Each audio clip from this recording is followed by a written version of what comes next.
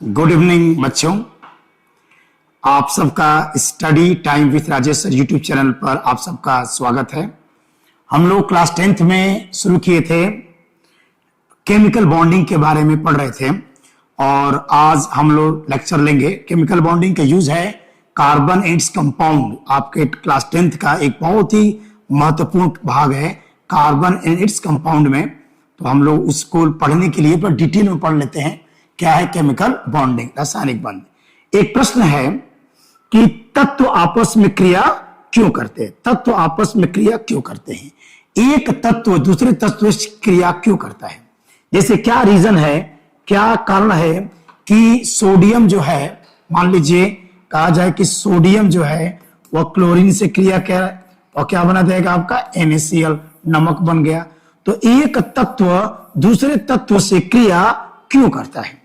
एक तत्व दूसरे तत्व से क्रिया क्यों करता है, इसके बारे में हम लोग अध्ययन करने वाले हैं। और एक तत्व दूसरे तत्व से क्रिया करके यौगिक क्यों बनाते हैं? तत्व आपस में क्रिया क्यों करते हैं? इस प्रश्न का जवाब देने के लिए कुछ प्रमुख सिद्धांत आए हैं। सबसे पहले इस प्रश्न का जवाब देने का प्रयास किया गया है एक अमेरिका के scientist GN Lewis and Kossel, Gilbert Newton Lewis, USA, United State of America. America के वैज्ञानिक जीएन लुइस, इन्होंने इस प्रश्न का जवाब देने का प्रयत्न किया कि एक तत्व दूसरे तत्व से क्रिया क्यों करता है। इसके बाद उन्होंने कुछ रासायनिक बंध बनाने के कुछ प्रमुख कंसेप्ट दिया है, जिसके बारे में हम लोग पढ़ेंगे कि आपका ऑक्टेट रूल जो है, रासायनिक बंध बनाने के 3 नियम। एक तत्व दूसरे तत्व से क्रिया करके जो रासायनिक बंध बनाते हैं, यह 3 तरह का रासायनिक बंध बना सकते हैं। हम लोग पढ़ेंगे विद्युत संयोजकता, इलेक्ट्रोवैलेंट बॉन्ड, विद्युत संयोजकता, सह संयोजकता और पढ़ेंगे उप सह संयोजकता। क्लास 10th में इतना ही है बेटा। क्लास 10th में केवल अष्टक नियम है। अष्टक नियम फिर आपका फेलियर हुआ। अष्टक नियम फेल होने के बाद एक नया कंसेप्ट आया है ऑर्बिटल थियरी। ऑर्बिटल थियरी जिसको हम कक्षक सिद्धांत कहते हैं। कक्षक सिद्धांत में कुछ कमियां पाई गई, तब आया एक बहुत अच्छा कंसेप्ट है जिसका नाम है हाइब्रिडाइजेशन, संकरण। जितने भी एक कॉम्पिटिटिव एग्जाम होते हैं, कॉम्पिटिटिव एग्जाम के लिए सबसे इंपॉर्टेंट जो लेक्चर है वह है आपका हाइब्रिडाइजेशन, संकरण। संकरण क्या होता है? हालांकि क्लास 10th के सिलेबस में नहीं है, ये सब हम लोग पढ़ेंगे 11th में। 11th में पढ़ेंगे आपका ऑर्बिटल थियरी, हाइब्रिडाइजेशन। उसके बाद 12th में पढ़ेंगे CFT, क्रिस्टल फील्ड थियरी, आपका LFT, लिगेंड फील्ड थियरी। और जो आधुनिक सिद्धांत है रासायनिक बंध बनाने का, जो मॉडर्न कंसेप्ट है, ये है MOT, मॉलिक्यूलर ऑर्बिटल थियरी। ठीक है बच्चों, तो क्लास 10th में इतना नहीं पढ़ना है। क्लास 10th में हम लोग पढ़ेंगे केवल और केवल अष्टक सिद्धांत। अष्टक सिद्धांत द्वारा रासायनिक बंध कैसे बनते हैं, इनके बारे में अध्ययन करते हैं। तो क्वेश्चन है, एक तत्व दूसरे तत्व से क्रिया क्यों करते हैं? इस प्रश्न का जवाब देने का प्रश्न किया गया, एक तत्व दूसरे तत्व से क्रिया क्यों करते हैं। और इस प्रश्न का जवाब सबसे पहले फाइंड आउट किया जीएन लुइस ने। जीएन लुइस ने इस प्रश्न का जवाब देने का प्रयत्न किया है कि एक तत्व दूसरे तत्व से क्रिया क्यों करते हैं। चलिए देखते हैं। तो उन्होंने क्या किया, जीएन लुइस साहब ने लगभग उस समय जितने भी तत्व ज्ञात से सभी तत्वों का इलेक्ट्रॉनिक विन्यास किया। इलेक्ट्रॉनिक विन्यास किया, जैसे मान लीजिए एक तत्व लेते हैं सोडियम। सोडियम का इलेक्ट्रॉनिक विन्यास जानते बेटा, 2 8 1 हो जाएगा। सल्फर 16 हो जाएगा, तो इसका हो जाएगा 2 8 6 हो जाएगा। मान ली क्लोरीन है 17 हो जाएगा, तो 2 8 7 हो गया। नियान, नियान आपका 10 है, तो ये हो जाएगा 2 और 8 हो गया। फिर आपका पोटेशियम 19 है, तो ये हो जाएगा 2 8 8 1 हो गया। उसके बाद आर्गन, आर्गन 18 है, तो इसका हो जाएगा 2 8 8। ऐसे सभी तत्वों का लगभग इलेक्ट्रॉनिक विन्यास किया गया। और इलेक्ट्रॉनिक विन्यास करने के पश्चात यह देखा गया कि सोडियम जो है यह रासायनिक अभिक्रिया में भाग लेता है। सल्फर भी रासायनिक अभिक्रिया में भाग लेता है। क्लोरीन भी रासायनिक अभिक्रिया में भाग लेता है। नियान रासायनिक अभिक्रिया में भाग नहीं लेता है। पोटेशियम रासायनिक अभिक्रिया में भाग लेता है। आर्गन रासायनिक अभिक्रिया में भाग नहीं लेता है। उन्होंने देखा कि जो जो तत्व रासायनिक अभिक्रिया में भाग नहीं ले रहे थे, उन सभी तत्वों के बाहरी कोष में कितने इलेक्ट्रॉन पाए गए? 8 इलेक्ट्रॉन पाए गए। तो लुईस ने सोचा, इसका मीनिंग यह हुआ कि जिस तत्व के बाहरी कोष में 8 इलेक्ट्रॉन पाए जाते हैं वह तत्व स्टेबल होता है, वह तत्व अस्थायी होता है, इसलिए यह दूसरे तत्व से क्रिया नहीं करता है। तो इन्होंने एक ऑक्टेट रूल दिया। जीएन लुईस ने एक सिद्धांत,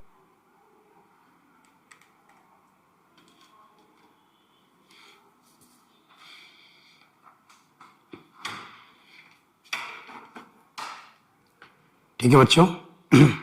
तो अष्टक नियम क्या है? अष्टक नियम को जो दिया था उस वैज्ञानिक का नाम है, अमेरिका के साइंटिस्ट हैं, यूएसए, जीएन लुईस और कोसल। इन्होंने इस प्रश्न का जवाब ढूंढने का प्रयत्न किया कि तत्व आपस में क्रिया क्यों करते, एक तत्व दूसरे तत्व से क्रिया क्यों करते, यही क्वेश्चन है। इसी प्रश्न का जवाब चाहिए, तत्व आपस में क्रिया क्यों करते हैं? तत्व आपस में क्रिया क्यों करते हैं? आपस में क्रिया क्यों करते हैं? क्यों करते हैं, यही क्वेश्चन है।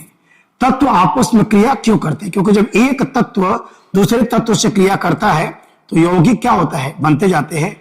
तो एक तत्व दूसरे तत्व से क्रिया क्यों करता है, इस प्रश्न का जवाब देने का सबसे पहला प्रयास किया अमेरिका के वैज्ञानिक GN Lewis, Gilbert Newton Lewis, और उनके साथ में थे एक कोशल नामक साइंटिस्ट, और बाद में इस थियरी को और आगे बढ़ाया, उसका नाम था लैगम्यूर थियरी को और आगे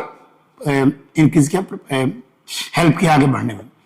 तो इस प्रश्न को खोजने के तत्व आपस में क्रिया क्यों करते हैं, जीएन लुईस और उनके सहयोगी वैज्ञानिकों ने उस समय जितने भी तत्व ज्ञात थे सभी तत्वों का इलेक्ट्रॉनिक विन्यास किया गया।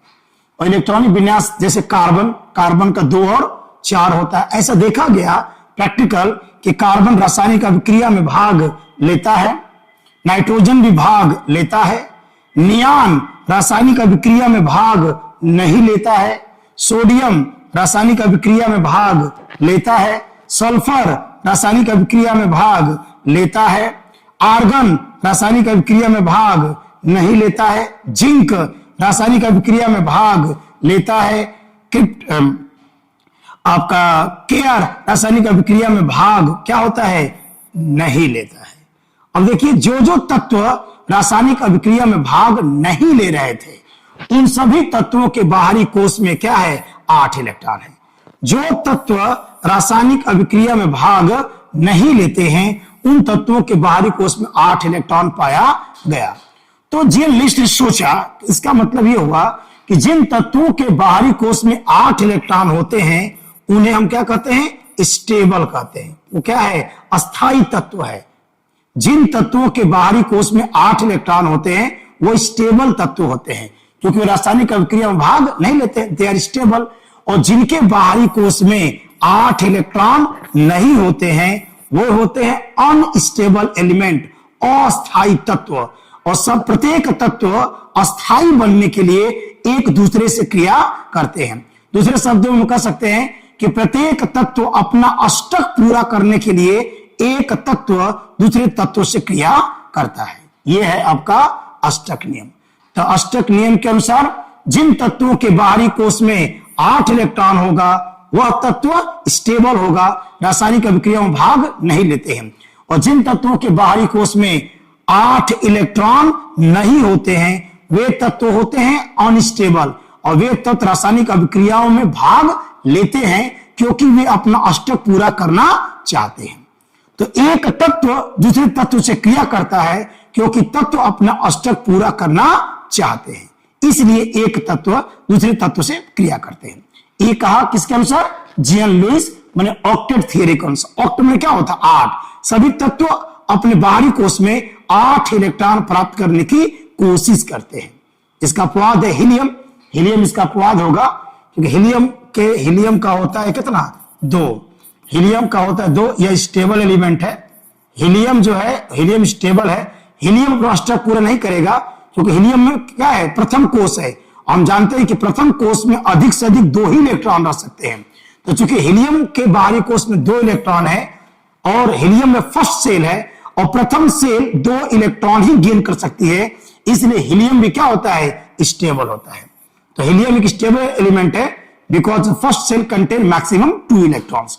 तो हीलियम को छोड़कर बाकी तत्व, मान हीलियम एक स्टेबल है, हीलियम के बाहरी कोश में 2 है, वो भी स्टेबल है क्योंकि फर्स्ट सेल में अधिकतम 2 ही इलेक्ट्रॉन रख सकते हैं।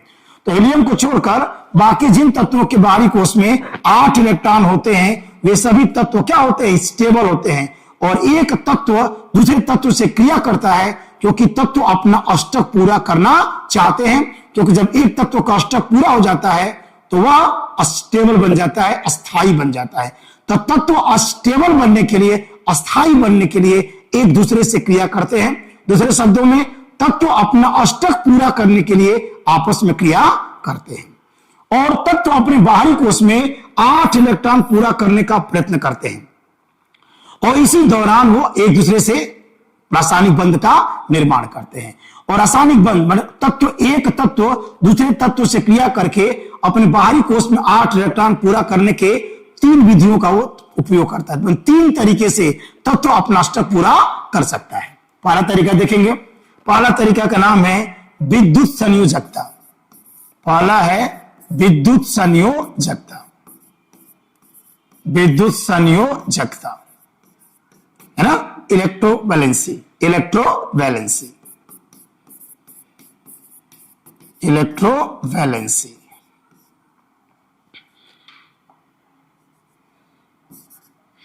इलेक्ट्रोवैलेंसी, इलेक्ट्रोवैलेंसी है ना, इलेक्ट्रोवैलेंसी विद्युत संयोजकता। इलेक्ट्रोवैलेंसी, बैलेंसी का मतलब होता है कैपेसिटी टू मेक बॉन्ड, रासायनिक बंध बनाने की क्षमता को हम लोग कहते हैं क्या, बैलेंसी।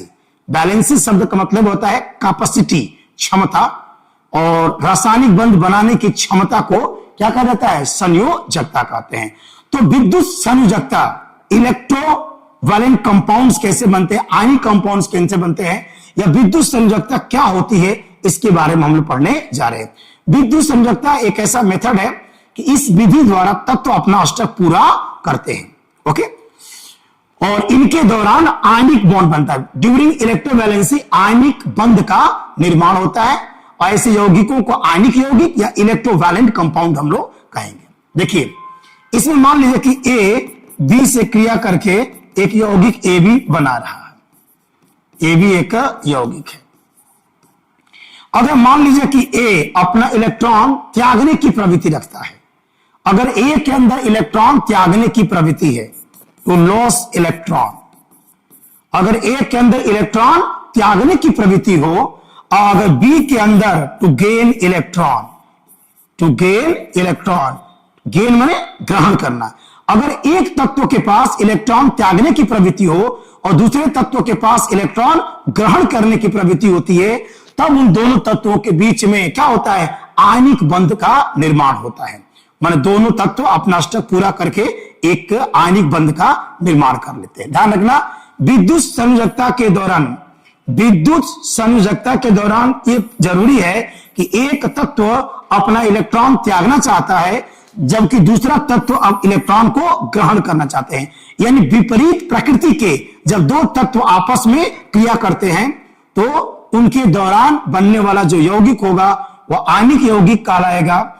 और इस प्रकार की संयोजकता को हम लोग कहते हैं विद्युत संयोजकता। विद्युत संयोजकता में एक तत्व अपना इलेक्ट्रॉन दूसरे तत्व को त्याग कर देता है, दे देता है। ठीक है, ध्यान रखना टेंडेंसी, यानी अगर एक मेटल होगा, जनरली क्या होता है आयनिक यौगिकों में एक धातु, जब कोई धातु अधातु के साथ, जब एक धातु अधातु के साथ मिल करके कोई यौगिक बनाता है तो वह सामान्यतः क्या होगा बेटा, विद्युत संयोजकता कहलाती है। मैं धातु और धातु से क्रिया करके जो यौगिक बनाएगा वह एक आयनिक यौगिक होगा, इलेक्ट्रोवैलेंट कंपाउंड होगा, विद्युत संयोजी यौगिक कहलाएगा। ठीक है, एक मेटल क्रिया करेगा नॉन मेटल से, जो कंपाउंड बनेगा वह कहलाएगा आपका आयनिक यौगिक। और इस रासायनिक बंध निर्माण की प्रक्रिया को कहा जाएगा इलेक्ट्रोवैलेंसी, विद्युत संयोजकता। कैसे होता है एक एग्जांपल समझते हैं। जैसे NaCl, नमक देखो बेटा, NaCl कैसे बनता है, नमक कैसे बनता है।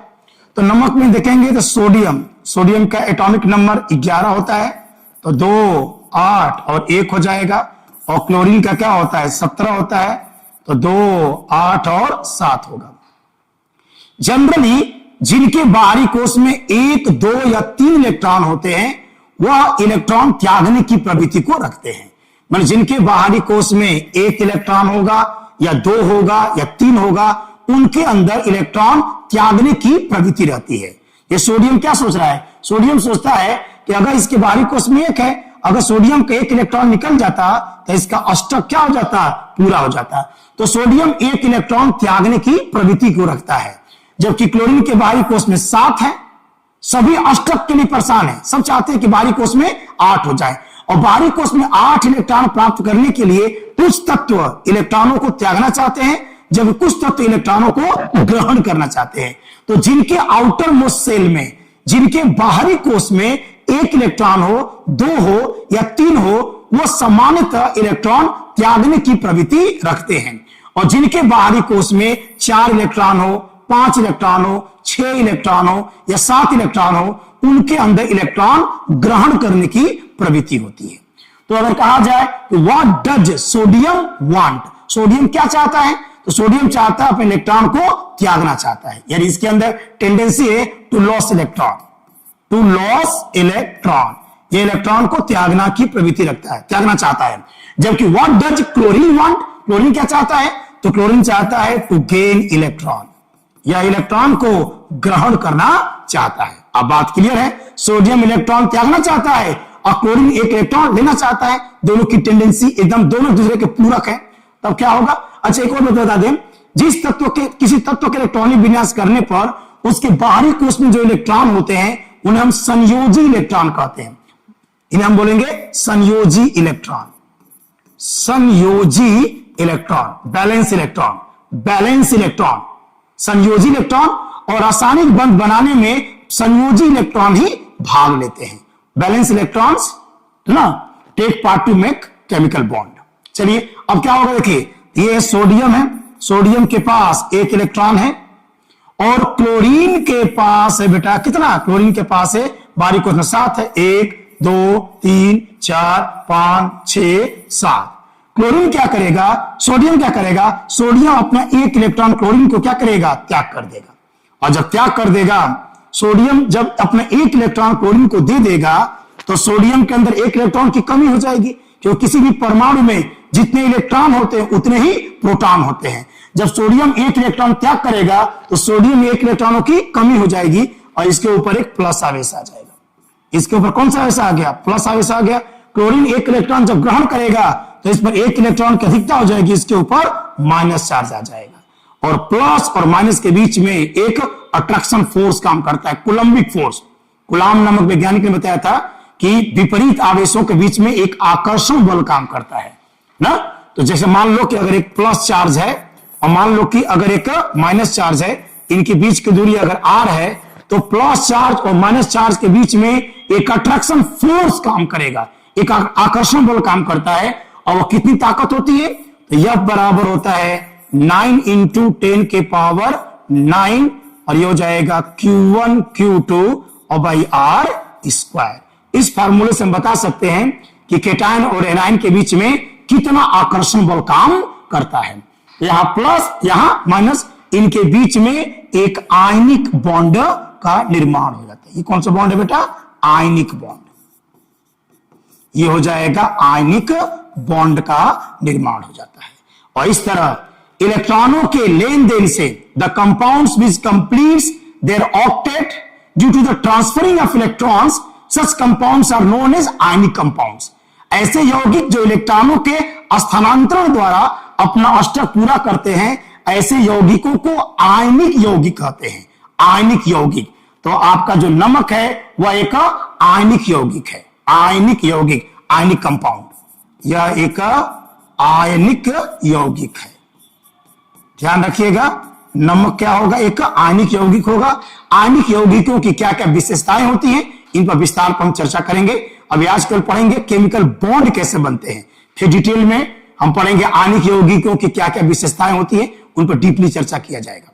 ठीक है, आयनिक यौगिक जनरली पानी में घुल जाते हैं। क्यों पानी में घुल जाते हैं? नमक को पानी में डालने पर पानी घुल जाएगा। क्यों? नमक पानी में सॉल्युबल होता है, ठीक ना। कौन कंपाउंड पानी में घुलेगा, कौन नहीं घुलेगा, ये सब कुछ हम पता कर सकते हैं on the basis of chemical bonding. इसका मेल्टिंग पॉइंट क्यों इतना हाई होता है? जितने भी आयनिक यौगिक होते हैं उनका गलनांक और क्वथनांक बहुत ही उच्च होता है। क्यों ऐसा होता है? इनके बारे में भी हम लोग चर्चा करेंगे। अभी आज पढ़ेंगे आयनिक बंध का निर्माण पर केवल चर्चा किया जाएगा। तो नमक का बनना आप देखिए, नमक कैसे बन रहा है। तो ध्यान रखना, विद्युत संयोजकता में पकड़ना है, जब एक तत्व इलेक्ट्रॉन देना चाहता है और दूसरा इलेक्ट्रॉन लेना चाहता है तो समझ जाएंगे उनके बीच में आयनिक बंध बनने वाला है, तो विद्युत संयोजकता का भाग लेगी। और एग्जाम्पल देख लेते हैं। और एग्जाम्पल देखा जैसे मान लीजिए सोडियम सल्फाइड। सोडियम सल्फाइड कैसे बनता है अगर देखा जाए तो इसमें 3 एटम है बेटा, सोडियम, सोडियम और क्या हो गया, सल्फर। सोडियम के 2 परमाणु और सल्फर का 1 परमाणु मिलकर के सोडियम सल्फाइड का 1 मॉलिक्यूल बना हुआ है।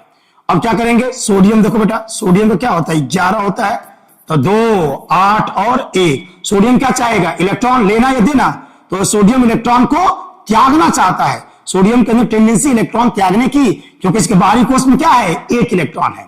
अच्छा, एक और सोडियम है बेटा, यहां भी सोडियम है, तो इसके अंदर भी इलेक्ट्रॉन त्यागने की प्रवृत्ति है। सल्फर क्या होता है, 16, तो ये हो जाएगा 2, 8 और 6।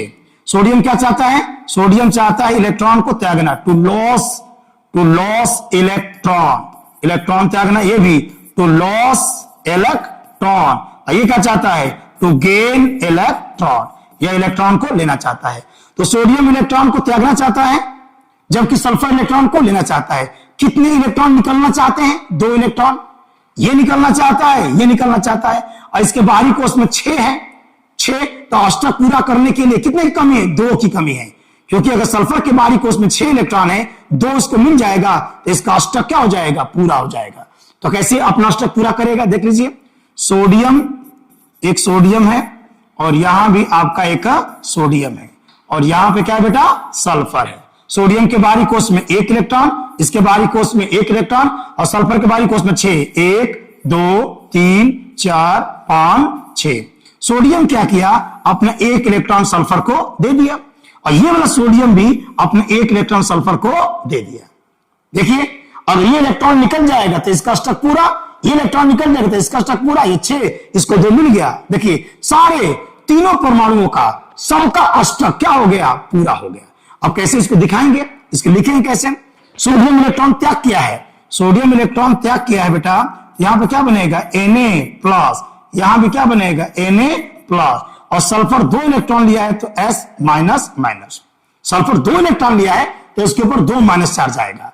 अब दोनों को जोड़ दीजिए, जोड़ देंगे तो हो जाएगा 2Na+, हो जाएगा सल्फर माइनस, और इनके बीच में एक आयनिक बॉन्ड का निर्माण होता है। इस तरह हमारा सोडियम सल्फाइड यौगिक बन जाता है ना। तो सोडियम सल्फाइड अपना अष्टक पूरा कैसे करता है, इसको हम लोग को देखना है। बहुत से देखेंगे, बहुत से कंपाउंडों को देखेंगे। अब पल तीनों को पढ़ा लें, इसके जिस कंपाउंड कहेंगे उस कंपाउंड का हम लोग लुईस डॉट स्ट्रक्चर को हम लोग बना लेंगे।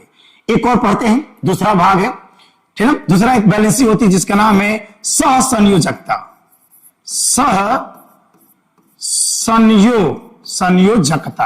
सहसंयोजकता, कोवैलेंसी। सहसंयोजकता क्या होती है, यह बहुत मोस्ट इंपोर्टेंट वैलेंसी है, सहसंयोजकता। सहसंयोजकता में जनरली क्या होता है, इसमें एक वर्ड आता है म्यूचुअल शेयरिंग होता है। इसमें म्यूचुअल क्या होगा, शेयरिंग होगा। म्यूचुअल माने पारस्परिक साझेदारी। म्यूचुअल का मतलब होता है किसी काम को करने के लिए 2 लोग जिम्मेदार हैं, वो म्यूचुअल वर्क कहलाएगा।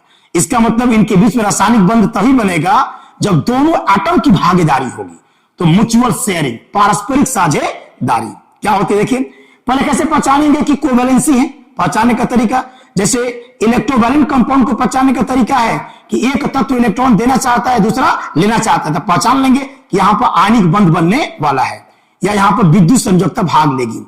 और कैसे पता करेंगे कोवैलेंसी होगा, तो कोवैलेंसी पहचानने का तरीका है कि अगर जो यौगिक दिया गया है, अगर किस यौगिक में सारे परमाणुओं की टेंडेंसी इलेक्ट्रॉन ग्रहण करने की है, तो समझ जाएंगे कि वहां पर आयनिक बंध अगर सारे परमाणुओं की टेंडेंसी इलेक्ट्रॉन लेने की है तो हम समझ जाएंगे कि वहां पर आपका कोवैलेंसी होने वाली है, म्यूचुअल शेयरिंग होगी।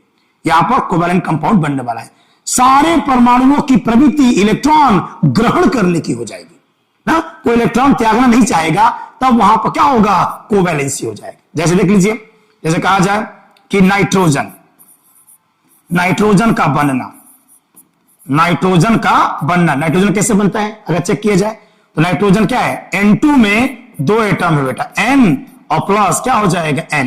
नाइट्रोजन क्या हो जाएगा बेटा, 7 हो जाएगा, तो 2 और क्या हो जाएगा 5, और यहां भी नाइट्रोजन क्या हो गया, 7 हो गया, तो 2 और क्या हो गया 5। पूछा what does nitrogen want, nitrogen क्या चाहता है, तो नाइट्रोजन के बाहरी कोश में कितना है, 5 है, तो नाइट्रोजन 5 है, सोचता है कि 3 हमको इलेक्ट्रॉन मिल जाता तो मेरा अष्टक क्या हो जाता, पूरा हो जाता है। यानी कि नाइट्रोजन के बाहरी कोश में 5 है, यह 3 इलेक्ट्रॉन को लेना चाहता है अपना अष्टक पूरा करने के लिए। देखिए तो इसके अंदर टेंडेंसी क्या है, टू गेन इलेक्ट्रॉन, और इसके अंदर भी टेंडेंसी क्या है, टू गेन इलेक्ट्रॉन। जब दोनों की टेंडेंसी इलेक्ट्रॉन ग्रहण करने की हो जाए, जब दोनों परमाणुओं की टेंडेंसी इलेक्ट्रॉन ग्रहण करने की हो जाए तो वहां पर म्यूचुअल शेयरिंग काम करेगी, पारस्परिक साझेदारी होगी। एक और खास बात है, जितने इलेक्ट्रॉन की कमी होती है उतने ही इलेक्ट्रॉनों की साझेदारी होती है।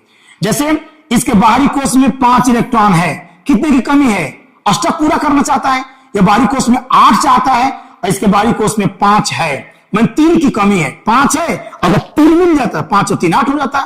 अर्थात नाइट्रोजन 3 इलेक्ट्रॉनों की कमी से जूझ रहा है, जितने इलेक्ट्रॉनों की कमी है उतने ही का साझा करेगा, तो नाइट्रोजन 3 इलेक्ट्रॉनों का साझा करेगा अपने संयोजी इलेक्ट्रॉनों में से, मतलब बाहरी कोश में जो इसके इलेक्ट्रॉन है उनमें से 3 इलेक्ट्रॉनों की ये साझेदारी करेगा। ध्यान दीजिए कैसे, देखो तो नाइट्रोजन हो गया 7, हो जाएगा 2 5, और यहां भी नाइट्रोजन क्या हो गया 2 और 5, दोनों की टेंडेंसी इलेक्ट्रॉन ग्रहण करने की है, इसलिए क्या होगा, म्यूचुअल शेयरिंग होगा, इन दोनों के बीच में म्यूचुअल शेयरिंग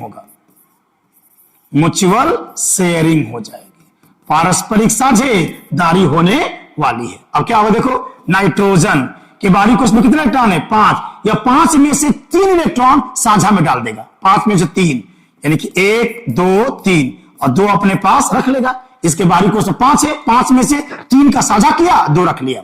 और यहां भी नाइट्रोजन है, ये इसके बाहरी कोश में 5 है, म्यूचुअल शेयरिंग में पारस्परिक साझेदारी, अगर ये 3 दिया तो ये भी 3 देगा, इसके बाहरी कोश में 5 है, 5 में से अभी 3 इलेक्ट्रॉन का साझा कर लेगा और 2 अपने पास रख लेगा। अब देखिए इसके बाहरी कोश में 8 हो गए, बोलिए 2 2 4 2 6 2 8, और इसके बाहरी कोश में भी क्या हो गया, 8 हो गया, और इसके बीच बन गया N ट्रिपल बॉन्ड, क्या बन गया, N triple bond N, 3 electron की साझेदारी का मतलब हो गया triple bond, N triple bond N आपका बन गया। ये होगा नाइट्रोजन मॉलिक्यूल का बनना। इसमें ध्यान रखना, 2 शब्द को समझना है, एक होता है बॉन्ड पेयर, एक होता है लोन पेयर। 2 बहुत इंपॉर्टेंट काम करेगा ये, बॉन्ड पेयर और लोन पेयर क्या होता है। ये जो इलेक्ट्रॉन बच जाते हैं बेटा पेयर के रूप में, यह एलपी माने लोन पेयर, यह भी कहलाएगा एलपी, क्या कहलाएगा, लोन पेयर। और ये जो साझा किया उसको बोलते हैं बॉन्ड पेयर, ये क्या कहलाएगा, बॉन्ड पेयर, यह है बॉन्ड पेयर, क्या नाम है इसका, बॉन्ड पेयर। और एलपी माने लोन पेयर, ये बहुत काम आने वाले हैं आगे चल करके। तो पूछ दे कि नाइट्रोजन में कितने लोन पेयर हैं और कितने बॉन्ड पेयर हैं, तो नाइट्रोजन अणु में कितने बॉन्ड पेयर हैं, 3 बॉन्ड पेयर। देखो नाइट्रोजन में एक बॉन्ड पेयर हो गया, एक बॉन्ड पेयर हो गया, तो नाइट्रोजन में 3 बॉन्ड पेयर हैं, 3 बॉन्ड पेयर हैं और 2 लोन पेयर हैं। इन सबकी जरूरत पड़ेगी जब हम पढ़ेंगे VSPR थियरी पढ़ेंगे, तो वहां पर बॉन्ड पेयर कितने हैं, लोन पेयर कितने हैं, इन सबकी हमको जरूरत पड़ने वाली है। ये है nitrogen molecule N triple bond N, mutual sharing के अनुसार हम कंपाउंडों को बना लेंगे। और एग्जांपल देखिए, बहुत से एग्जांपल देख लेते हैं। एक छोटा ऑक्सीजन देख लेते हैं, ऑक्सीजन का बनना, ऑक्सीजन कैसे बनता है बेटा, ऑक्सीजन में क्या है, O प्लस O मिलके क्या बन जाएगा, O2। अब O का कितना होता है, 8, तो बनेगा 2 और 6, यहां भी O का 8, 2 और 6 क्या चाहता है? What does oxygen want? तो इसके बारी कोष में 6 है, to gain electron, to gain electron. यह भी क्या चाहता है? टू गेन इलेक्ट्रॉन, इलेक्ट्रॉन ग्रहण। दोनों की टेंडेंसी इलेक्ट्रॉन ग्रहण करने की है, और अगर इनकी टेंडेंसी इलेक्ट्रॉन ग्रहण करने की है, दोनों की टेंडेंसी इलेक्ट्रॉन ग्रहण करने की है, तो इनके बीच में क्या होगा बेटा? साझेदारी होगी, साझा होगा। जब समस्त परमाणुओं के बीच माने दोनों की टेंडेंसी इलेक्ट्रॉन ग्रहण करने की है, तो म्यूचुअल शेयरिंग होगा। कितने का शेयरिंग होगा? जितने इलेक्ट्रॉनों की कमी है उतने का शेयरिंग हो जाएगा। तो इसके बाहरी कोष में 6 है, कितना चाहिए अष्टक पूरा करने के लिए? 6 है, 8 करना चाहता है, तो 6 है, सोचता है कि 2 मिल जाता तो 8 हो जाता। इसका मतलब कि यह 2 ऑक्सीजन 2 इलेक्ट्रॉन गेन करना चाहता है, माने जितने की कमी है उतने ही का साझा हो जाएगा। अब क्या होगा देखो बेटा, ऑक्सीजन बाहरी कोष में कितना इसके है? 6, या 6 में से 2 इलेक्ट्रॉन साझा में डालेगा, ये 6 में से 2 इलेक्ट्रॉन डाल देगा साझा में, और कितना बचेगा? 4 अपने पास बचा लेगा। यहां ऑक्सीजन, दूसरा ऑक्सीजन है बेटा, इसके बाहरी कोष में भी 6 है, 6 में से 2 साझा में डाल देगा और 4 अपने पास क्या करेगा बेटा? बचा लेगा। अब देखिए इसका अष्टक हो गया पूरा, गिन लीजिए, देखिए आपका 2 2 4 2 6 2 8, और इसका भी अष्टक क्या हो गया पूरा। और इसके लिखेंगे O डबल बॉन्ड O। चाहो तो लोन पेयर को दिखा देना, ये बहुत काम करने वाला है, लोन पेयर को आप दिखा दीजिए। ये हो गया बेटा ऑक्सीजन का बनना, आ गया ऑक्सीजन का बनना। ऐसे बहुत अच्छे कंपाउंडों का, बड़े बड़े कंपाउंडों के स्ट्रक्चर में सिखाऊंगा। आज कोवैलेंसी, हर कंपाउंडों का कोवैलेंसी, मैक्सिमम कंपाउंडों का हम लोग पढ़ लेते हैं, उसका पढ़ेंगे कोऑर्डिनेट, और जब तीनों पढ़ लेंगे कौन कौन सा, इलेक्ट्रोवैलेंट और आपका कोवैलेंट और आपका कोऑर्डिनेट, इसके बाद किसी भी कंपाउंड का लुईस डॉट स्ट्रक्चर हम लोग बना सकते हैं आसानी से। ये केमिस्ट्री की एकदम आत्मा है बेटा, अगर ये नहीं आएगा, केमिकल बॉन्डिंग अगर जान गए तो केमिस्ट्री की समझ आपके अंदर आ जाएगी, समझ आ जाएगी। कंपाउंड कैसे बनते हैं, कैसे रिएक्शन होता है, कौन पानी में घुलेगा, कौन नहीं घुलेगा, किसका प्रॉपर्टीज क्या होता है, इन सब के बारे में एक अच्छी जानकारी आपको हो जाएगी। ठीक है, तो ऐसे बहुत से कंपाउंड एग्जाम्पल ले करते हैं। चलिए, सभी तत्व तो अपना अष्टक पूरा करना चाहता है, लेकिन हाइड्रोजन अपना अष्टक पूरा नहीं करना चाहता है। हाइड्रोजन अपना डुप्लेट कंप्लीट करेगा, डुप्लेट कंप्लीट करेगा। क्यों ऐसा होता है देख लीजिए। हम जानते हैं कि जो हीलियम है 2 यह स्टेबल होता है। हीलियम क्या होता है बेटा? स्टेबल होता है, हीलियम स्टेबल है। और हाइड्रोजन हीलियम जैसा बनना चाहता है। हाइड्रोजन का आदर्श तत्व क्या है? हीलियम है। हाइड्रोजन हीलियम जैसा बनना चाहता है। अब देखा जाए तो हाइड्रोजन के पास इलेक्ट्रॉन कितना है? 1। जनरली टेंडेंसी ये हमने पढ़े हैं कि जिनके बाहरी कोष में 1 इलेक्ट्रॉन होता है वह इलेक्ट्रॉन को त्यागने की प्रवृत्ति को रखता है, लेकिन हाइड्रोजन इसका अपवाद है। हाइड्रोजन इलेक्ट्रॉन सामान्यतः ग्रहण करना चाहिए, इलेक्ट्रॉन त्याग भी सकता है, बताएंगे कब त्यागेगा। लेकिन हाइड्रोजन का टेंडेंसी क्या है? हाइड्रोजन सोचता है कि हमारे पास 1 इलेक्ट्रॉन है, अगर इसको 1 इलेक्ट्रॉन और मिल जाता तो हाइड्रोजन के पास हो जाते 2 इलेक्ट्रॉन, और हाइड्रोजन हीलियम जैसा स्टेबल एलिमेंट बन जाता है। तो हाइड्रोजन हीलियम जैसा बनना चाहता है, क्योंकि हीलियम एक स्टेबल एलिमेंट होता है। इसका मतलब हाइड्रोजन के बाहरी कोष में 1 है तो 1 इलेक्ट्रॉन लेना चाहता है। हाइड्रोजन अपना डुप्लेट कंप्लीट करना चाहता है।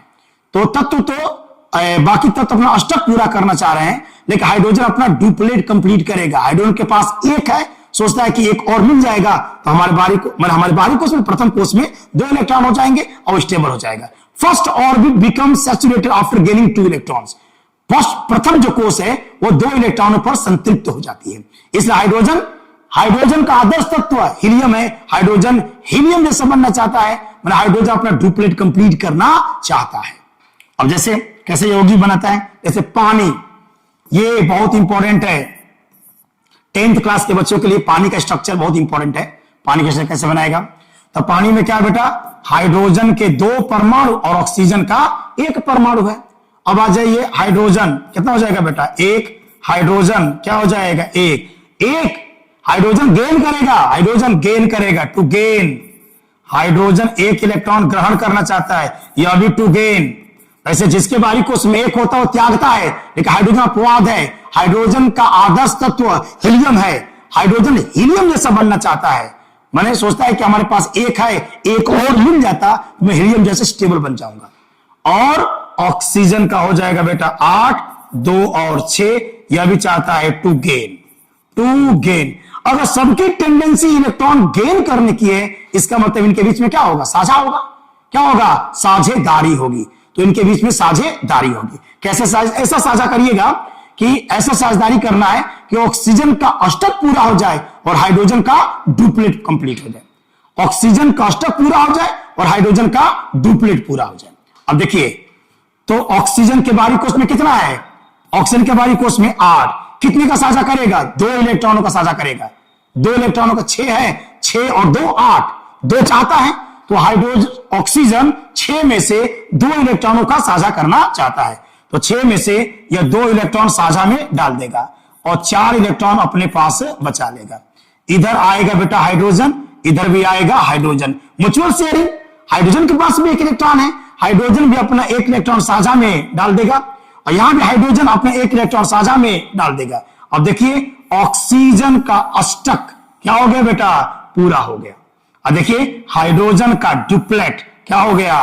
पूरा हो गया। ये पानी के एक मॉलिक्यूल की संरचना। तो लिखेंगे O single bond H, single bond H, और ये रहा वाटर का एक मॉलिक्यूल, पानी के एक मॉलिक्यूल की संरचना ना। देखिए 10th तक सही है, बड़े बड़े क्लासों में ये पानी का स्ट्रक्चर गलत हो जाएगा। मतलब ना, पानी का स्ट्रक्चर ऐसा नहीं होता है। पानी के स्ट्रक्चर का नाम है भी शेप्ड ना, भी शेप या बेंट होता है। पानी के सही मॉलिक्यूल का स्ट्रक्चर वो पढ़ोगे, बड़े हायर क्लासेस में पढ़ेंगे हम लोग, लेकिन 10th के लिए 10th स्तर के हिसाब से ये ठीक है, ऐसे तुम लोग बनाओगे।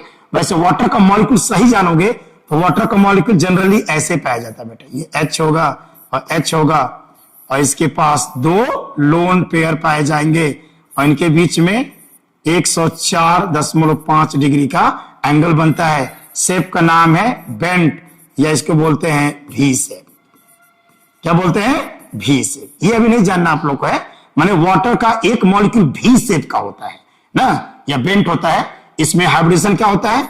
sp3 hybridisation 2+2 type. मैं आप लोग के भी 10th स्तर का ही नहीं है। 10th स्तर में पानी का मॉलिक्यूल का स्ट्रक्चर आप ऐसे बनाओगे बेटा, ठीक है ना। पानी का स्ट्रक्चर इस तरह से बना दोगे। क्लियर? ऐसे बहुत से कंपाउंडों का स्ट्रक्चर हम लोग बनाएंगे, ठीक है।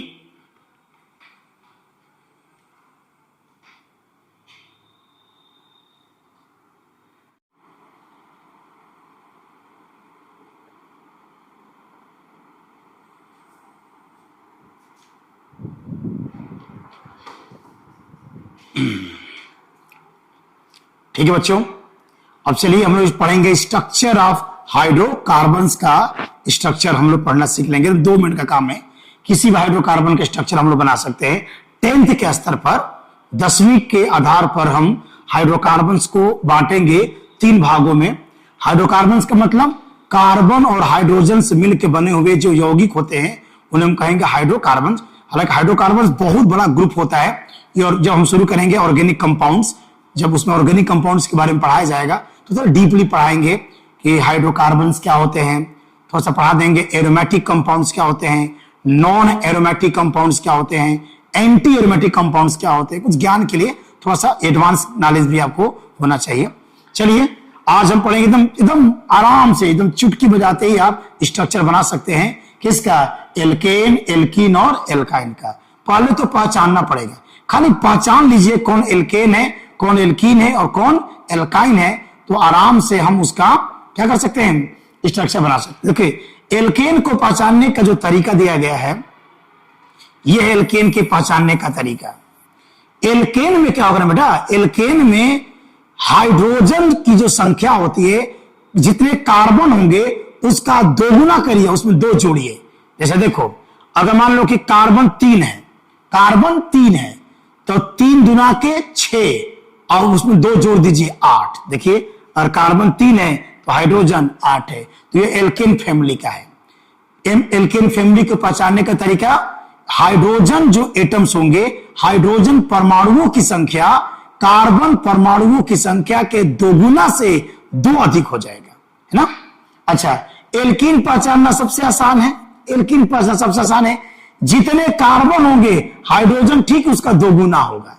ये देखो, अगर कार्बन 2 तो हाइड्रोजन 4, अगर कार्बन 3 तो हाइड्रोजन 6, कार्बन 4 तो हाइड्रोजन 8, कार्बन 5 तो हाइड्रोजन 10। तो समझ जाएंगे कि एल्कीन फैमिली है।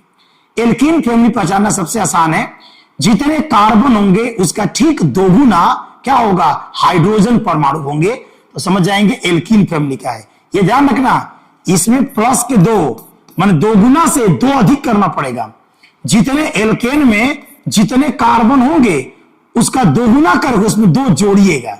जैसे देखो बेटा, इस तरह से मान लो कार्बन 6 है, कार्बन 6 है और वो एल्केन फैमिली का हम बनाना चाहते हैं, एल्केन फैमिली का मेंबर हम बनाना चाहते हैं।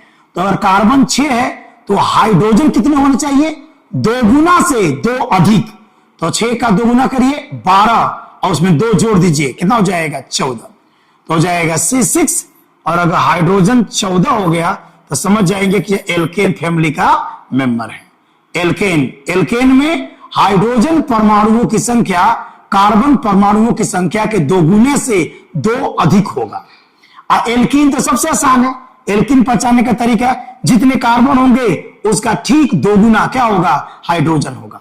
और ये बेटा एल्काइन, एल्काइन पहचानने का तरीका है दोगुना करके 2 माइनस करना पड़ता है। इसमें 2 माइनस करेंगे, इसमें 2 माइनस करेंगे। जैसे देखो, अगर मान लो कि कार्बन 5 है बेटा और एल्काइन फैमिली का मेंबर मिलना चाहते हैं, एल्काइन फैमिली का जो मेंबर होगा जितने कार्बन होंगे तो इसके पहले दोगुना करिए। कितने कार्बन है, 5, तो 5 दूना के 10, दोगुना करिए और उसमें से 2 घटा दीजिए, है ना।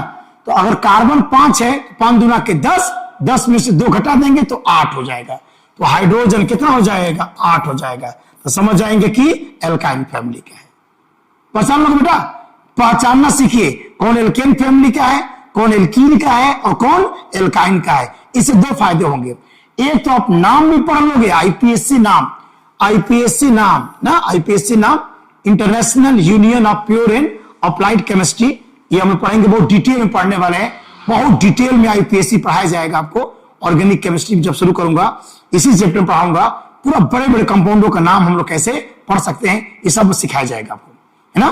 किसी बड़े से बड़े कंपाउंडों का नाम हम लोग कैसे पढ़ेंगे ये हम लोग सिखा देंगे। आईपीएससी का मतलब क्या होता है, आईपीएससी क्या है, कहां स्थित है, इन सब के बारे में हम चर्चा करेंगे।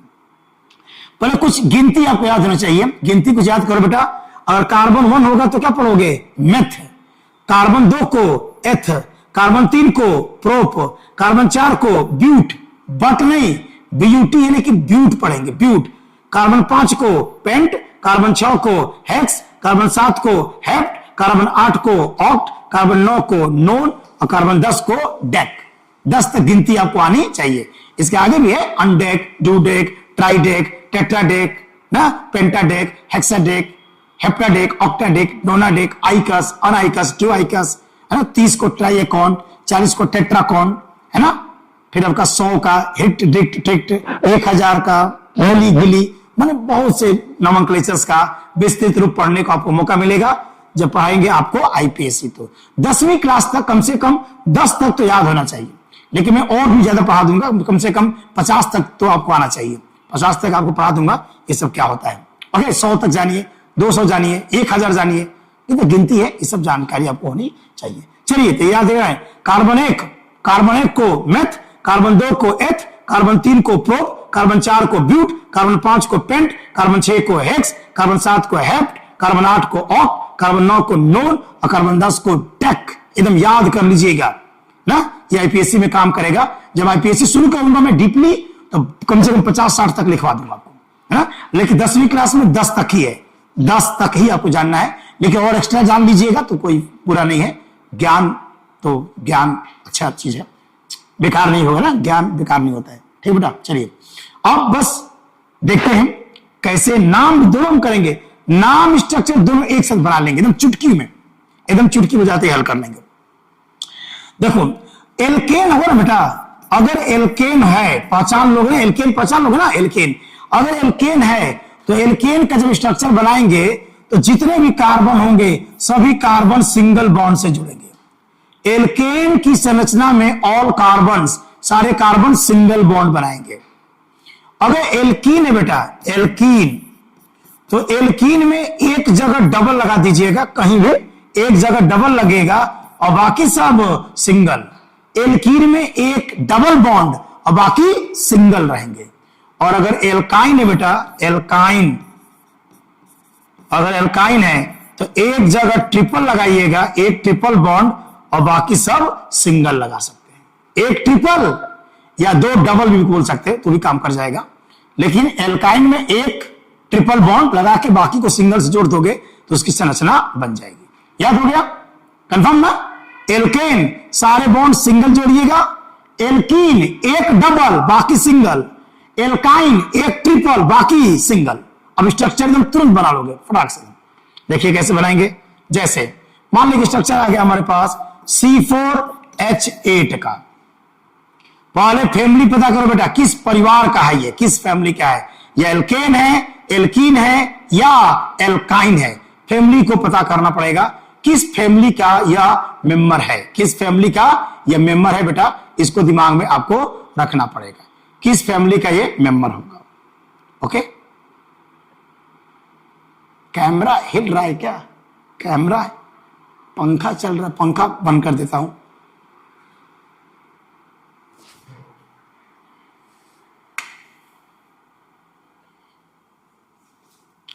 अब ठीक होगा, कैमरा थोड़ा सा हिल रहा था, ऐसा लग रहा था कि। चलिए बेटा अब देखते हैं C4H8। C4H8 का हमको स्ट्रक्चर बनाना है। पहले पता करिए किस फैमिली का मेंबर है ये, किस फैमिली का यह मेंबर है, इसको पता करिए किस फैमिली का ये मेंबर है। तो इसके लिए काम करिए, किस फैमिली के मेंबर है पहले देखेंगे। एल्केन है, एल्कीन है कि एल्काइन है। देखिए हाइड्रोजन परमाणु कार्बन का ठीक 2 गुना है, अगर 4 गुना के 8, यानी इसका परिवार कहेंगे या किस परिवार का मेंबर है, तो इसका परिवार आगे बेटा, इसका जो परिवार है वह पता चल गया बहुत से बच्चों को, बहुत सारे बच्चे इसका जवाब दे दिए होंगे। यह किस परिवार का है, तो यह परिवार है एल्कीन। किस फैमिली का बेटा? एल्कीन फैमिली का है, एल्कीन फैमिली का है, ये एल्कीन फैमिली का है। अब एल्कीन फैमिली, अब इसके नाम पढ़ेंगे। कितने कार्बन बेटा? कार्बन 4 है। आप गिनती पढ़ोगे तो कार्बन 4 को ब्यूट पढ़ते हैं, कार्बन 4 को ब्यूट, तो कार्बन 4 को हो जाएगा ब्यूट। और इसका जो सफिक्स होगा देखो, अगर एल्केन, एल्केन के नाम के पीछे क्या जुड़ेगा? सफिक्स, मतलब नाम के जो पीछे चिपकेगा ना, एन। देखिए अगर एल्केन होगा भाई, एल्केन परिवार का होगा तो नाम के पीछे क्या चिपकेगा? एन, उसका सरनेम आता ना, जो बच्चा मतलब उसका सफिक्स सरनेम। तो एल्केन एन जोड़ दिया बेटा। अगर एल्कीन होगा बेटा, एल्कीन होगा तो एल्कीन के नाम के पीछे जोड़िएगा ENE। और अगर एल्काइन होगा, एल्काइन होगा तो नाम के पीछे YNE लगा दीजिएगा, YNE लगा दीजिएगा। तो चूंकि ये एल्कीन है तो एल्कीन है तो नाम के पीछे जुड़ेगा ENE, ENE तो नाम हो जाएगा BUT और ENE, ब्यूटीन। क्या होगा बेटा नाम इसका? ब्यूटीन। इसका IPSC नाम ब्यूटीन है। अब बनाएंगे इसका स्ट्रक्चर बनाएंगे। तो स्ट्रक्चर में बताया गया था, अगर एल्कीन है, अगर बेटा एल्कीन है, एल्केन, एल्कीन, एल्काइन, एल्कीन क्या बताया गया था? एल्केन में सारे बॉन्ड क्या होते हैं? सिंगल, सारे बॉन्ड सिंगल। एल्कीन में एक डबल और बाकी सब सिंगल, अभी पढ़ाया था। और एल्काइन में एक ट्रिपल और बाकी सब सिंगल होता। याद कर लीजिए, एल्केन सारे बॉन्ड सिंगल, एल्कीन एक डबल बाकी सिंगल, एल्काइन एक ट्रिपल और बाकी सिंगल से जोड़ देंगे। सॉरी, ये ध्यान रखिएगा, एल्कीन होगा तो एक डबल लगेगा, एक डबल लगेगा और बाकी सब सिंगल से जोड़ दीजिएगा। रख लो इसको, एल्केन सारे बॉन्ड सिंगल, एल्कीन एक डबल बाकी सिंगल, एल्काइन एक ट्रिपल बाकी सिंगल। क्लियर? चलिए अब क्या करते हैं, अब इसका स्ट्रक्चर में बना देता हूं। तो हम लोग का था C4H8, नाम था इसका ब्यूटीन। क्या नाम था बेटा? ब्यूटीन। अब बनाएंगे इसकी संरचना बना देंगे। तो कितने कार्बन है? 4 कार्बन है। 1 2 3 4 कार्बन में बना दिया। कहीं भी डबल बॉन्ड, कहीं भी जहां इच्छा करे एक डबल बॉन्ड लगा दीजिए। चलिए मान ले कि मैं यहां पर डबल बॉन्ड बनाना चाहते हैं, एक डबल लगा दीजिए और बाकी सब सिंगल से जोड़ दीजिएगा, बाकी सब सिंगल जोड़ दीजिए। कार्बन जो होता है वो 4 बंध बनाता है। कार्बन कितना बंध बनाता है? 4 बंध बनाता है, 4 बंध, क्योंकि कार्बन के बारे में 4 है तो 4 इलेक्ट्रॉन का शेयरिंग करता है। कार्बन हमेशा 4 बंध बनाता है। यह कार्बन कितना बना चुका बंध? 1 बना चुका है, तब इसका 3 खाली है, देखिए 4 हो गया। इस कार्बन का 3 हो गया है, देखो 1 बॉन्ड ये बना चुका, 1 2 और 3, ये कार्बन 3 बना चुका है, तो 1 इसका खाली है। यह भी 3 बना चुका है, 1 खाली है, 1 बना चुका है तो इसका 3 खाली हो। और जहां पे खाली होगा बेटा वहां हाइड्रोजन लगा दीजिएगा, जहां खाली होगा वहां पर हाइड्रोजन लगा दीजिएगा। देखिए ये संरचना बन गया किसका? ब्यूटीन। ब्यूटीन की संरचना एकदम आसानी से बन गया। एकदम कमजोर से कमजोर बच्चा भी इसको बना लेगा तुरंत। और देखिए देखते हैं, मान लीजिए C6H। सबसे पहले बच्चे इसको देख के तुरंत कमेंट्स करिएगा कि यह एल्केन है, एल्कीन है या एल्काइन है। थोड़ा सा वीडियो को रोक करके आप प्रयास करिएगा बताने का कि एल्केन है, एल्कीन है कि एल्काइन है। इस पर आप लोगों को चर्चा करना है। एल्केन, एल्कीन, एल्काइन कैसे पता करेंगे? तो देखिए मैं बताता हूं, पहले इसका तुरंत 2 गुना करिए। 6 है, 6 दुना के 12 और यहां 14 है, माने प्लस के 2। 2 गुना से 2 अधिक है, इसका मतलब बेटा चल गया कि ये वाला जो है मेंबर है, इसका जो परिवार है, इसका परिवार एल्केन है बेटा। क्या नाम है? परिवार एल्केन परिवार है। तो नाम के पीछे क्या चिपकेगा? सफिक्स अगर इसका बताएं, इसका सफिक्स नाम के पीछे क्या चिपकेगा बेटा? तो वह होगा एन, ANE चिपकाएंगे। अच्छा नाम पढ़िए इसका, अगर इसका IPSC नाम पढ़े, how many carbon are there? कितने कार्बन बेटा? 6 कार्बन। कितने कार्बन है? 6 कार्बन। और कार्बन 6 को क्या कहते हैं? हेक्स कहते हैं। अभी गिनती लिखा था ना, वो देख लीजिएगा। कार्बन 6 को हेक्स पढ़ते हैं, तो कार्बन 6 को हो जाएगा हेक्स। आगे बेटा इसका सफिक्स जोड़ दीजिए नाम के पीछे एन, हो जाएगा हेक्सेन। क्या होगा बेटा नाम इसका? हेक्सेन। तो इस यौगिक का IPSC नाम हेक्सेन हो गया। IPSC नाम हेक्सेन हो गया। अब बनाएंगे इसका स्ट्रक्चर। क्या बनाएंगे बेटा? इसके स्ट्रक्चर बना देंगे। अब स्ट्रक्चर बनाते हैं, चलिए स्ट्रक्चर बनाते हैं। इसका स्ट्रक्चर का बना देते हैं। क्या था? 6 दुना के 12 और ये आपका 14 क्या था? हेक्सेन था। पता चल गया कि हेक्सेन फैमिली का है। स्ट्रक्चर एकदम आसान है। एल्केन में सारे बॉन्ड क्या होते हैं? सिंगल होते हैं। All bonds are single in alkane. Alkane के सभी बंध एकल होंगे। चलिए बना दीजिए। कितने कार्बन है? 1 2 3 4 5 6 कार्बन बना दीजिए और सबको सिंगल जोड़िएगा। एल्केन में सारे बॉन्ड सिंगल से होने चाहिए। कार्बन कितना बंध बनाता है बेटा? कार्बन हमेशा 4 बंध बनाता है। कितना बंध? 4 बंध बनाता है। यह कितना बना चुका है? 1, तो इसका अभी 3 खाली है। देखिए 4 कंप्लीट। इसका 2 बना चुका है। यह कार्बन 2 बॉन्ड बना चुका है। देखो एक ये वाला बॉन्ड बना है, एक ये बॉन्ड बना है। यह कार्बन 2 बना चुका है, 2 अभी खाली होगा।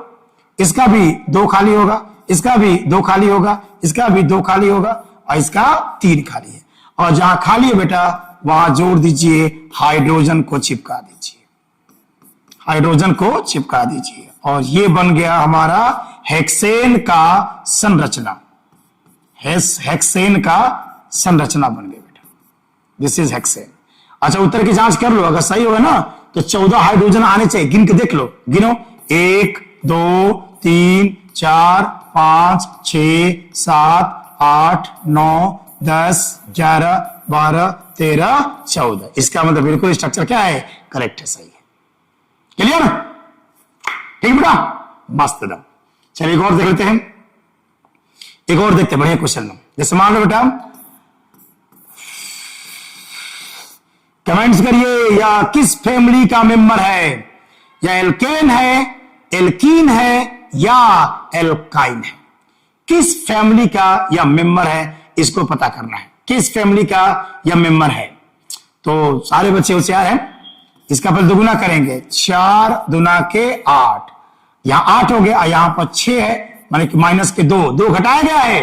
2 गुना से 2 कम है, इसका मतलब एल्काइन। इसका परिवार पता चल गया। इसका परिवार पता चल गया। किस परिवार का बेटा? एल्काइन परिवार का है। एल्काइन परिवार का है। इसका सफिक्स नाम के पीछे क्या जुड़ेगा? नाम के पीछे जुड़ेगा YNE, आइन चिपकेगा। और इसका नाम अगर मैं पढ़ दूं, इसका यूपीएससी नाम कार्बन 4 क्या बोलते हैं? ब्यूट। कार्बन 4 को ब्यूट, तो कार्बन 4 को हो जाएगा ब्यूट, और ब्यूट के उसमें जोड़ दीजिए आइन, स्पेलिंग होगा BUT और YNE, ब्यूटाइन। क्या नाम हो गया? ब्यूटाइन। इसका आईपीएससी नाम ब्यूटेन। आईपीएससी में डिटेल पढ़ाएंगे, बहुत डीपली, बड़े कंपाउंडों का एकदम सीखेंगे, तो एडवांस पढ़िए ना, एकदम जीनियस बनिए। आप भले 10th में है, 11th में है या 12th में है, लेकिन बहुत हाई लेवल का पढ़ाई सोचिए, क्योंकि कंपटीशन बहुत टफ है, तो एक अच्छे स्तर का ज्ञान नहीं रहेगा। और ये वादा करता हूं कि अगर हमारे कब 10th में है, 10th, 11th और 12th 3 साल मेरे साथ बस रहना है, study time with Rajesh sir के साथ, एकदम नीट ऑन आपका जेई में सिलेक्शन आपका पक्का होगा। बस मेहनत से मन लगा के करना है। मैं भी लगातार वीडियो बनाता रहूंगा, और आपके जो भी समस्याएं होंगे, आप समस्याओं को मेरे व्हाट्सएप पर भी डाल सकते हैं, या आप कमेंट्स बॉक्स में भी मेरी समस्याओं को डाल सकते हैं, जरूर उसका सोल्यूशन आपको मिलेगा। ठीक है बेटा, एकदम बढ़िया। चलिए अब चलिए इसका स्ट्रक्चर बना लें। क्या बना लें? इसका स्ट्रक्चर बना लेते हैं। स्ट्रक्चर अगर बना ले इसका C4 और H6 का हम बनाएंगे संरचना बना देते हैं।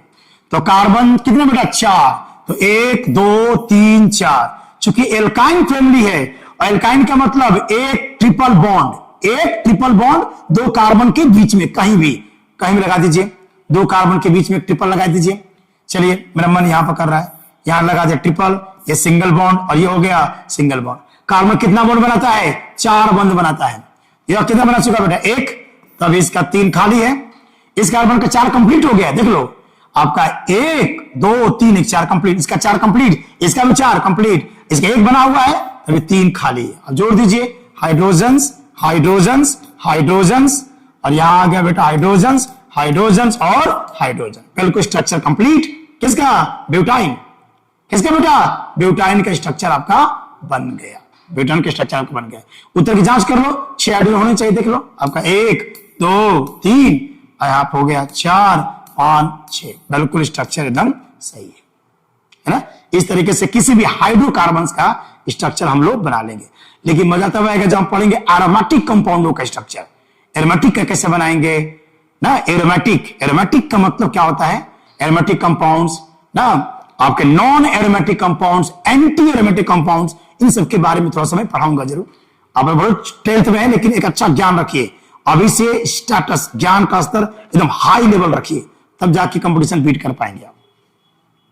ओके, अब तो आराम से अगर होमवर्क दिया जाए तो मुझे लगता है कि सारे बच्चे इस क्वेश्चन को आसानी से सॉल्व कर सकते हैं। एक दो प्रैक्टिस कर लेते हैं। जैसे मान लीजिए आ गया C8,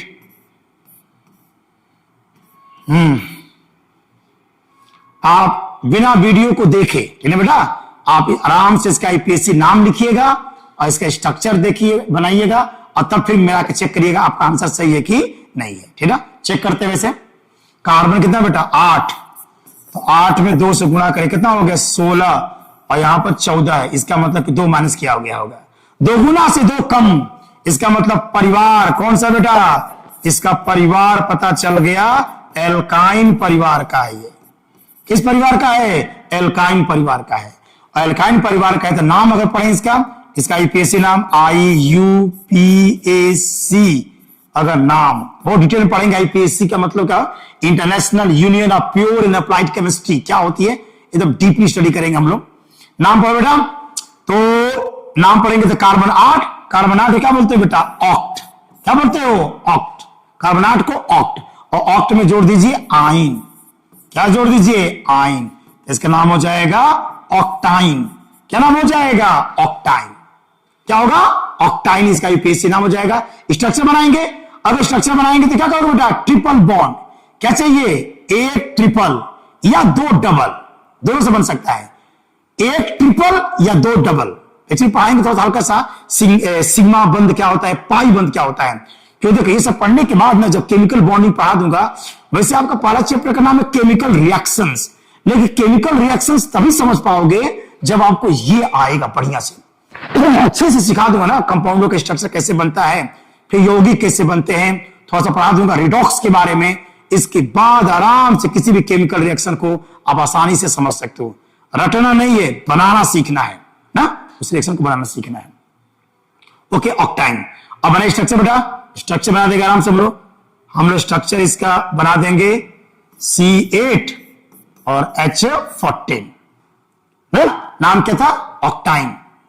इसका नाम था बेटा ऑक्टाइन, नाम था ऑक्टाइन। स्ट्रक्चर बनाइए, कार्बन 8 है बेटा, तो 1 2 3 4 5 6 7 8 बना दिया। बोलिए बेटा, एक ट्रिपल या 2 डबल दोनों से बन जाएगा। एक ट्रिपल जहां मर्जी वहां लगा दीजिए, एक ट्रिपल। चलिए मेरा मन यहां कर रहा है, एक ट्रिपल में लगा दिया, एक ट्रिपल, और बाकी को सिंगल से जोड़ दीजिएगा, बाकी को सिंगल से जोड़ दीजिएगा। कार्बन कितना बंद बनाता है बेटा? 4 बंद बनाएगा। कार्बन हमेशा 4 बंद बनाता है, या एक बना चुका है, इसका 3 अभी खाली है। देखिए इस कार्बन का 4 कंप्लीट, इसका भी 4 कंप्लीट, इसका 2 बना चुका है, अभी 2 खाली है, इसका भी 2 खाली है बेटा, इसका भी 2 खाली है बेटा, इसका भी 2 खाली है, इसका 3 खाली है। और जहां जहां खाली है बेटा वहां हाइड्रोजन को जोड़ दीजिए। यहां हो जाएगा hydrogens hydrogens hydrogens hydrogens hydrogens hydrogens, हर जगह हाइड्रोजन्स को लगा दीजिए। ये संरचना बन गया किसका? ऑक्टाइन का। किसका बन गया? ऑक्टाइन का स्ट्रक्चर बन गया। उत्तर की जांच कर लो, उत्तर की जांच करो बेटा, उत्तर की जांच करोगे तो 14 हाइड्रोजन आने चाहिए। गिन लो, देखो 1 2 3 4 5 6 7 8 9 10 11 12 13 14, बिल्कुल करेक्ट है आंसर, एकदम करेक्ट आंसर। ठीक है, इस तरीके से हम किसी भी हाइड्रोकार्बन्स मैंने किसी भी एल्केन का, एल्कीन का और या एल्काइन का स्ट्रक्चर हम तुरंत बना सकते हैं। लेकिन आपको थोड़ा सा बड़े कंपाउंडों का भी सीखना है। बड़े बड़े कंपाउंड जैसे कि मान के दे दे H2SO4, अगर दे दे कि H2SO4 का संरचना बनाइए, या दे देगा KMnO4, है ना, KMnO4 का स्ट्रक्चर बनाइए, या दे दिया K2Cr2O7 का स्ट्रक्चर बना दीजिए, है ना, या N2O क्या कर देगा 5 का स्ट्रक्चर आपको पूछ देगा। थोड़ा सा कुछ लुईस डार्ट में थोड़ा सा कुछ स्तर हम लोग बढ़ा लेते हैं ना, कुछ स्तर बढ़ा, ये सब 11th में है।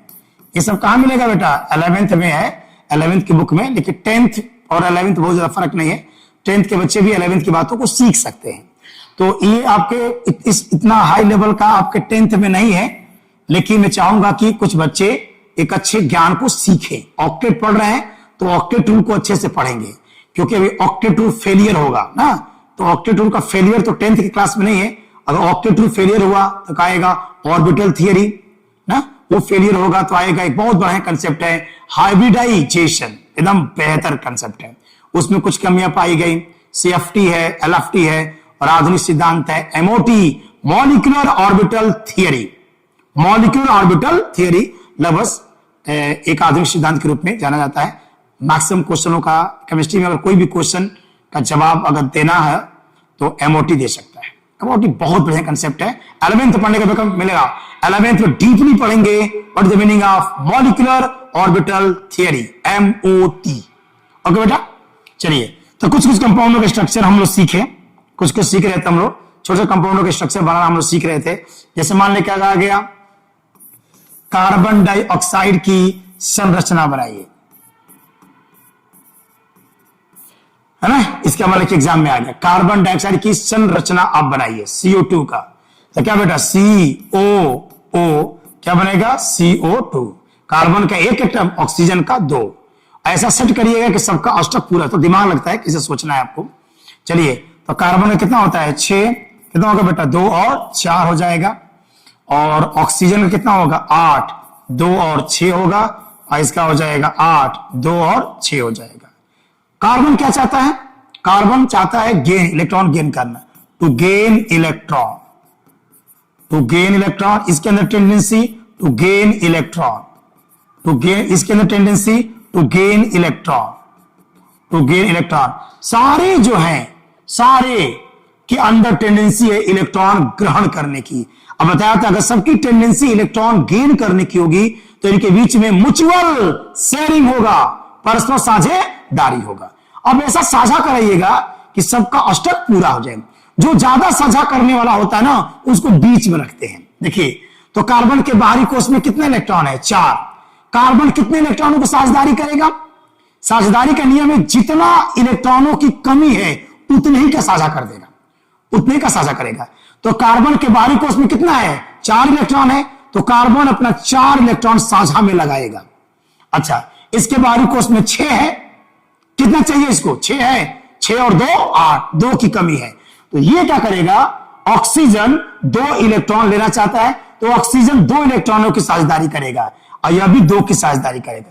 जो ज्यादा इलेक्ट्रॉन की साझेदारी करता है उसको सेंटर में रखते हैं, तो कार्बन को रखेंगे सेंटर में, और इधर आ गया ऑक्सीजन, इधर आ गया ऑक्सीजन। कार्बन के पास साझा करने के लिए कितने इलेक्ट्रॉन है? 4 इलेक्ट्रॉन है, तो 4 में से 2 इलेक्ट्रॉन इधर देगा साझा के रूप में और 2 इलेक्ट्रॉन इधर साझा के रूप में दे देगा। ऑक्सीजन के बाहरी कोष में 6 इलेक्ट्रॉन है बेटा, 6, तो 6 में से साझा कितने करेगा? 2 ही करेगा ना। अरे जितने इलेक्ट्रॉन की कमी होगा उतने ही क्या वो साझा करेगा। तो इसके बाहरी कोष में 6 है, माने ऑक्सीजन के संयोजी इलेक्ट्रॉनों की संख्या 6 है, लेकिन साझा करेगा केवल 2 का। तो 6 में से यह 2 इलेक्ट्रॉन डाल देगा साझा के रूप में और 4 अपने पास बचा लेगा। यह भी वही करेगा, 2 इलेक्ट्रॉन साझा के रूप में और 4 इलेक्ट्रॉन अपने पास बचा लेगा। और इस तरह देखिए कार्बन का ऑक्टेट क्या हो गया? कंप्लीट। कार्बन का स्ट्रक्चर पूरा हो गया और इसका भी ऑक्टेट कंप्लीट और इसका भी ऑक्टेट कंप्लीट। बन गया C डबल बॉन्ड O और डबल बॉन्ड O। इस तरीके से कार्बन डाइऑक्साइड का संरचना क्या हो गया? कंप्लीट हो गया। ठीक है, तो और डीपली हम लोग स्ट्रक्चर को बनाना सीखेंगे। कुछ मैं होमवर्क दे देता हूं ना, कुछ ट्राई कीजिएगा स्ट्रक्चर बनाने के लिए, बाकी हम लोग कल और डीपली स्ट्रक्चर हम लोग कल पढ़ेंगे। ठीक है ना, जो होमवर्क देता हूं प्रयास करिए बेटा, बनाने का प्रयास करिएगा और बेहतर कंपाउंडों के स्ट्रक्चर हम लोग बनाना सीखेंगे। ओके, तो चलिए कुछ होमवर्क लिख लीजिए, है ना। कल हम लोग मैं प्रयास कीजिए, घर पे प्रयास कीजिएगा, बाकी मैं कल सिखाऊंगा इसको कैसे बनाते हैं। NaOH का स्ट्रक्चर बनाइएगा बेटा। दूसरा बना दीजिए CH4 का बना दो। तीसरा अमोनिया का बना दो बेटा। चौथा अमोनियम क्लोराइड का बना दो। पांचवा बना दो, ज्यादा नहीं टफ देंगे, छोटे छोटे कंपाउंड H2O2, ठीक है ना। अच्छा, एक हाइड्रोकार्बन दे दो बेटा, हाइड्रोकार्बन बड़ा खुश होंगे बेटे। हाइड्रोकार्बन का बनाना, हाइड्रोकार्बन में हो जाएगा C4H10 का बना लीजिएगा।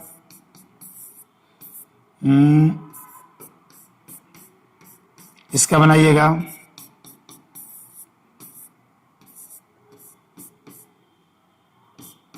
ठीक है ना, 3 कंपाउंडों का। ठीक है, ये 8 क्वेश्चंस में होमवर्क दिया हूं और जितने भी 10th के बच्चे इस चैनल को देख रहे हैं या कोई भी 10th का बच्चा या 11th का बच्चा या 12th का बच्चा अगर इसको देख रहा है तो प्लीज इनके होमवर्क को पूरा करिए, एकदम ईमानदारी से स्ट्रक्चर को बनाइएगा। और कल हम लोग ऑक्टेट रूल में एक और सिद्धांत पढ़ने वाले हैं, बहुत इंपॉर्टेंट, जिसका नाम है कोऑर्डिनेट बॉन्ड। जब कोऑर्डिनेट बॉन्ड आया, वैसे कोऑर्डिनेट बॉन्ड के पहले फॉर्मल चार्ज का कंसेप्ट था, फॉर्मल चार्ज, लेकिन कोऑर्डिनेट बॉन्ड के आधार पर हम स्ट्रक्चर बना सकते। ठीक है बेटा, thank you very much, be happy.